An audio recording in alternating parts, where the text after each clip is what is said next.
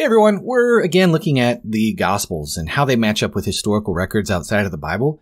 Today, we're diving into some more cool historical tidbits found in John's Gospel. Like I mentioned in my last video, John often gets a bad rap when it comes to the historical Jesus. He's seen as a black sheep when compared to the Synoptics. Scholars tend to think that he's just some sort of proto-Orthodox fanfiction, but honestly, I think the skepticism around John is rather weak sauce. Let's take a look at some more historical gems in John's Gospel. For starters, John 2:18 through 20 describes a convo between Jesus and some Jews right after he cleanses the temple for the first time, which happened early on in his public ministry. Some Jews ask Jesus who gave Jesus the right to clear the temple. He tells them that if they destroy the temple, he can rebuild it in 3 days. They're skeptical, pointing out that it took 46 years to build the temple, but Jesus is actually talking about his own body as the temple. Now, check out the date that the Jews mention. It has taken 46 years to build this temple. This very specific number helps us figure out when the conversation took place. Flavius Josephus tells us when Herod the Great started rebuilding the temple, it was in the 18th year of his reign, around 19 BC. 46 years later brings us to 28 AD. Now, according to Luke 3:1, when did Jesus start his public ministry? It was in the 15th year of the reign of Tiberius Caesar. Augustus Caesar died in 14 AD, but about 2 years before that, in the fall of 12 AD, the Roman historian Suetonius says Augustus made Tiberius co-emperor to ensure a smooth transition of power. This is hinted at in the quote about Tiberius coming back to Rome after spending 2 years in Germany between 10 and 12 AD. This shows that Tiberius was given shared authority with Augustus over the provinces and census taking after he got back from Germany in 12 AD. So the 15th year of Tiberius puts us at around 27 AD, which lines up perfectly with Jesus' baptism and the start of his ministry. The temple cleansing happened the next Passover, placing it in the spring of 28 AD. So, by using John, Luke, Josephus, and Suetonius, we can confirm when Jesus cleared the temple. These pieces fitting together so naturally, especially when they come from all these different sources, is a good sign that they're based in truth. Let's move on to another well-known story in John's Gospel. In chapter 4, we hear the story of Jesus meeting the woman from Samaria at Jacob's well. The woman starts a religious debate, talking about the proper place of worship. She says that her ancestors worshipped on a certain mountain, while Jesus' people say that worship should happen in Jerusalem. This lines up with what the historian Josephus said too, about Samaritans gathering on a mountain called Gerizim because it's a sacred mountain to them. Then in verse 22, Jesus throws in a bit of a curveball. He says, "You worship what you do not know. We worship what we know, for salvation is from the Jews." This might sound a little mysterious and even a bit harsh and racist, but Josephus helps figure out what's going on. In a nutshell, he tells us that the Samaritans noticed the Jews were going through some really hard times and decided they didn't want to admit that they were at all related to them or associated with Yahweh worship in the temple on Mount Gerizim anymore. Instead, they claimed to be connected to the Medes and Persians.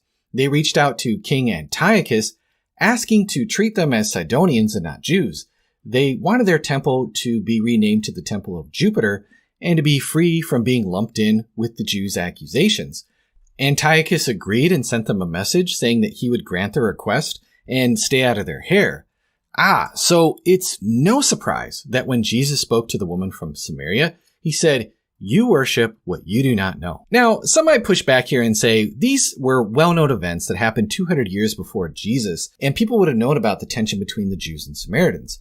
While I agree that's definitely possible, remember that John's Gospel was likely penned in Asia Minor and written much later than the others. So expecting a bunch of Gentiles in that particular area to catch on to this kind of Easter egg is a bit of a stretch, and it would probably come across like some modern cultural references we sometimes have to look up in order to understand. But what's even more cool about this particular encounter is that the Samaritan woman is the only person in the Gospels outside of Jesus' close circle to whom Jesus personally reveals that he's the Messiah.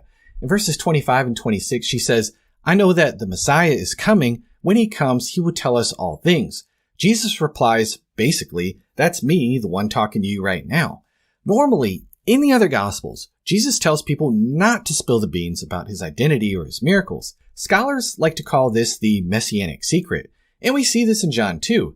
After the feeding of the 5,000, folks wanted to crown him king, so he took off to avoid that whole scene. Since there were big expectations about the Messiah leading a rebellion against Rome, Jesus likely kept his identity under wraps to avoid any misunderstandings. But in John 4:26, he tells the Samaritan woman who he really is and doesn't ask her to keep it hush-hush. Why exactly is that? Well, that's because the Samaritans saw the Messiah, they called him the Teheb, differently than the Jews did. They expected a teacher like Moses, not a military hero who was going to overthrow Rome. So Jesus didn't have to worry at all about them thinking that he was going to start some sort of revolution. Now, let's take a look at a few more cool examples. After Jesus healed a lame man at the pool of Bethesda, which we talked about in our last video, the religious leaders in Jerusalem got royally ticked off. They did not like that he did it on the Sabbath, and he even told the healed man to carry his mat on the Sabbath. Later on, in John 7:22 through 23, Jesus references the healing and the controversy from John 5.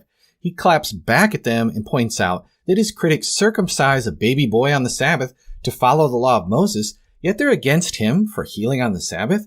This might sound like a little bit of a weird debate to us, but back then there was a real question about whether circumcising a baby boy on the Sabbath could be counted as work.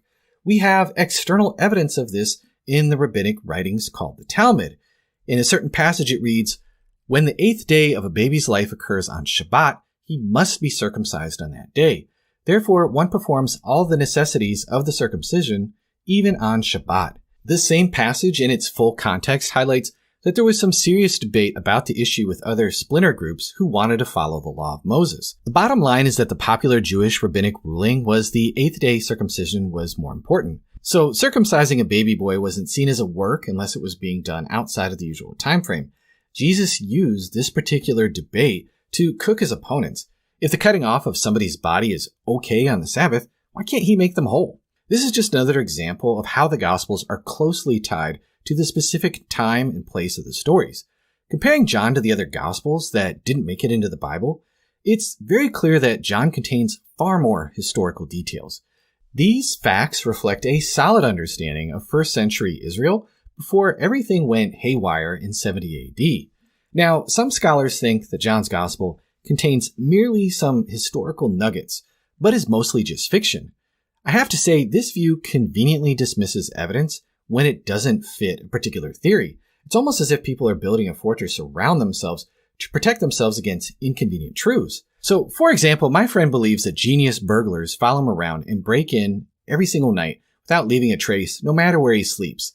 He stays at my house the previous night, and I try and reassure him by pointing out that there are locked doors, untripped alarms, no barking from my dog, and the vacuum carpet tracks are still visible. But he is convinced that these burglars are so clever that they can bypass all of that. This very clever burglar's theory is so adaptable that it can explain away anything, making it extremely difficult to argue with my friend. Philosophers call this ad hocness, and it leads to ignoring clear evidence in favor of a complicated and very unfalsifiable theory. So the whole idea of a John who selectively is historical in some parts and then suddenly not so historical in others, right exactly where we want to say that he's making stuff up, just isn't reasonable. If John's Gospel is chock full of historical details, saying that it's not primarily history just doesn't make any sense. I hope you're learning how history aligns with the Gospels through this series. Watch out for more examples in the other Gospels in my next videos, and be sure to dive into the playlist for even more insights. Thanks for watching.